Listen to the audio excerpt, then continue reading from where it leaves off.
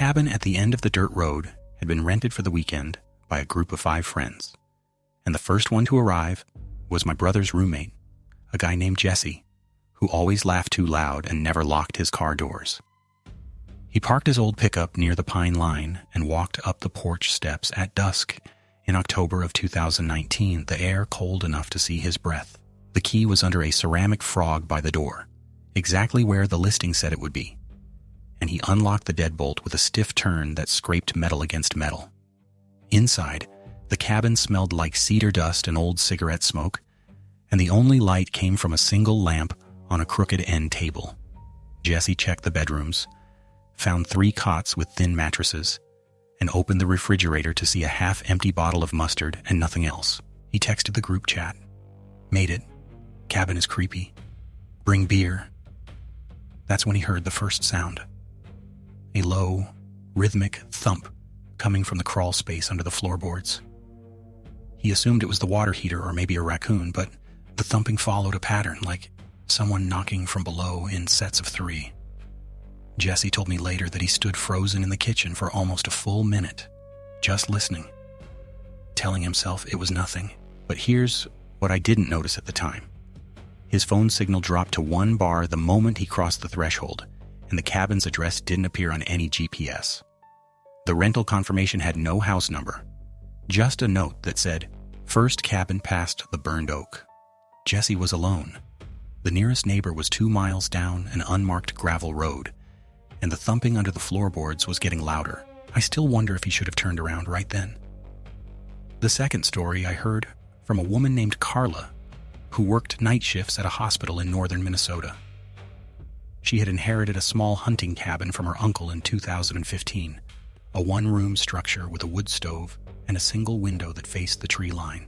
Carla used it as a weekend getaway, sometimes driving up after a double shift, just to sit in the silence and watch the snow collect on the glass. She described the place as peaceful. Too peaceful, she said, until the winter of 2018. That February, she arrived late on a Friday night with her dog, a border collie named Max, and the first thing she noticed was that the padlock on the door was already hanging open. Not cut, not broken, just hanging there, as if someone had unlocked it and left. Carla assumed the previous renters had forgotten to lock up, but the cabin had not been rented in months. She pushed the door open and called out, but the only answer was the hum of the propane heater. Max would not step inside. He stood on the porch, tail down, ears flat and whined. Carla grabbed the fireplace poker and checked every corner, the bed, the closet, the tiny bathroom. Nothing. She locked the door behind her, bolted it with a wooden broom handle she wedged under the knob, and sat on the cot with her back to the wall. For 2 hours, nothing happened. Then, at 3 a.m, she heard footsteps in the snow outside. Not the crunch of an animal. Measured human steps circling the cabin. 1 full lap, then another, then a knock at the door, 3 slow raps. Carla did not answer. She held Max's collar and stared at the door until the sound stopped. She told me she never learned who it was, but the next morning the only footprints she found outside the cabin were her own, and the padlock was gone. The third cabin I never saw with my own eyes, but I heard about it from a state trooper in West Virginia who responded to a call in March of 2017. A father and his 12-year-old son had driven up to a rental cabin near the Monongahela National Forest for a weekend of hiking and fishing. They arrived around noon, unpacked the car, and the boy went to explore the creek. Behind the property, while his father started a fire in the stone pit, the trooper said the father noticed a man standing at the edge of the tree line, about 30 yards from the cabin, wearing a dark coat and a flat cap, just watching.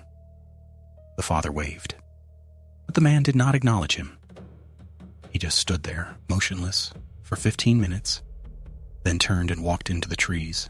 The father thought nothing of it until his son came running back from the creek, pale, saying he saw footprints in the mud that led up to a basement window on the side of the cabin. A window that had no latch and looked directly under the floor. The father checked the window and found the ground around it disturbed, with cigarette butts and a crushed can of cheap beer left on the sill. Someone had been staying in the crawl space, slipping in and out through that window. And the rental company had no record of any maintenance access. The father called the police immediately, and when the trooper arrived with a K-9 unit, they found a backpack under the cabin with a sleeping bag, a flashlight, and a notebook.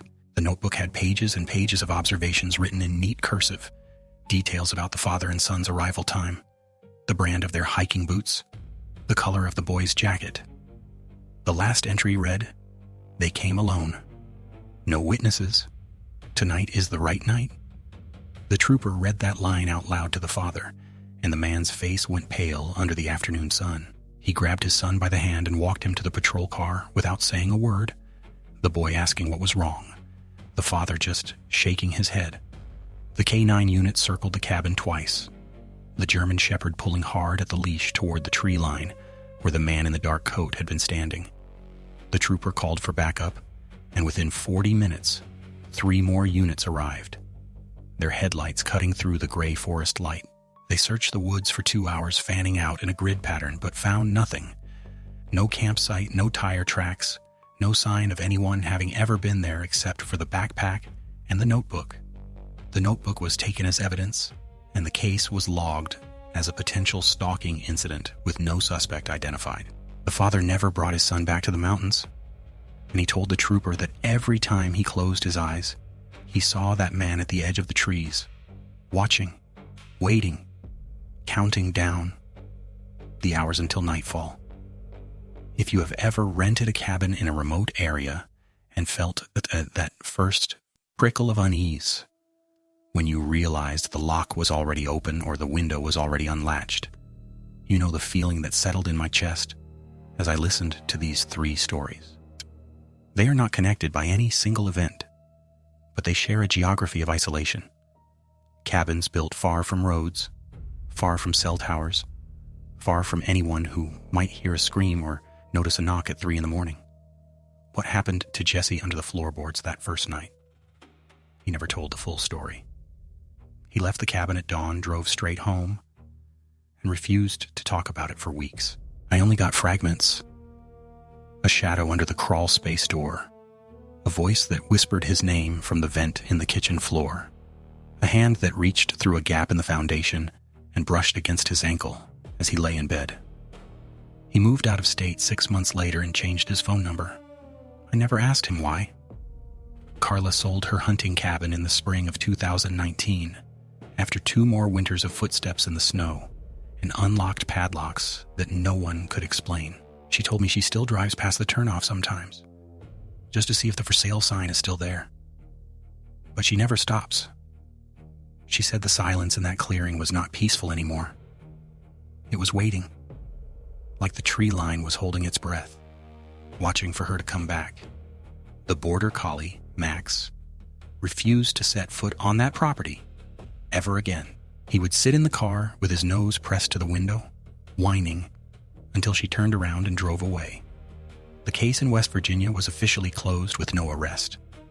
But the trooper I spoke to said he keeps a copy of the notebook page in his locker, the one that read, "Tonight is the right night." He told me that when he retires, he plans to take it home and burn it in his own fireplace, because he does not want that handwriting to exist anywhere in the world. He said the letters were too even, too careful, like the person who wrote them had no nerves, no urgency, just patience, just time. These 3 cabins are not special. They are not cursed, not haunted, not marked on any map of strange places. They are ordinary structures, built in ordinary forests, rented by ordinary people who made the ordinary mistake of believing that remoteness means safety. But remoteness does not mean safety. It means you are alone, and someone else knows it, and they have been watching you from the tree line since the moment you arrived, counting the hours until the night is right. I remember sitting in my car outside Jesse's old apartment a week after he moved, watching the rain streak down the windshield, trying to understand how a weekend in the woods could rewrite someone's entire life. He had been the loudest person I knew, the one who told jokes at funerals and made strangers laugh in grocery store lines. And after that night in the cabin, He became someone who checked his locks 3 times before bed and never answered a knock after dark. I called his new number once, 6 months after he left, and he picked up on the first ring but said nothing for almost 10 seconds. Then he whispered, "Don't look for me, don't talk about it." And he hung up. I never called again. Carla's story stayed with me differently. Maybe because she chose to tell it in full, without gaps or silences. She sat across from me at a diner in Duluth, her hands wrapped around a coffee cup, and she described the sound of the footsteps in the snow as something she would carry forever. Not because it was loud, but because it was unhurried, deliberate, patient. She said the person outside knew she was alone, knew she had no cell signal, knew the nearest house was miles away, and that knowledge was worse than any threat. The fear, she told me, was not what might happen next. The fear was knowing that someone had been watching long enough to plan. The trooper in West Virginia gave me one more detail he had never shared before. He said that when he searched the cabin's crawl space that afternoon, he found a small hole drilled through the floorboards, directly beneath the bed where the father and son planned to sleep. The hole was clean, perfectly round, and lined with tape to keep the wood from creaking. He said he held his flashlight up to it and saw light from the bedroom above filter through. And he realized that someone had been lying under that cabin, watching through that hole, listening to the father and son talk about their fishing trip and their plans for the next day. The trooper did not tell the father about the hole. He sealed it with a piece of plywood and a prayer, and he never wrote it in the report. I think about these 3 cabins more often than I want to. They sit in my memory like photographs I never meant to keep, each one a reminder that the world is full of places where the distance between safety and danger is measured in the thickness of a floorboard or the time it takes to turn a deadbolt. There is no moral to these stories, no lesson about locking your doors or checking your windows. The people in these stories did everything right, and the threat was already inside or underneath or waiting in the tree line before they ever arrived. What stays with me is not the fear itself, but the silence that follows it. The moment after Jesse stopped hearing the thumping and realized he was alone in the dark. The morning after Carla stepped outside and saw her own footprints and nothing else. The hour after the trover drove away from the West Virginia cabin, leaving the father and son in a hotel miles from the forest, knowing the man in the dark coat was still out there somewhere, still watching, still waiting for the next cabin, the next night, the next family who believed the mountains were safe. And that is the truth these 3 cabins teach us. Not to be afraid, but to remember that remoteness does not grant protection. It only grants silence, and silence is not the same as safety. It is just the absence of noise, and noise is the only thing that tells you someone is there.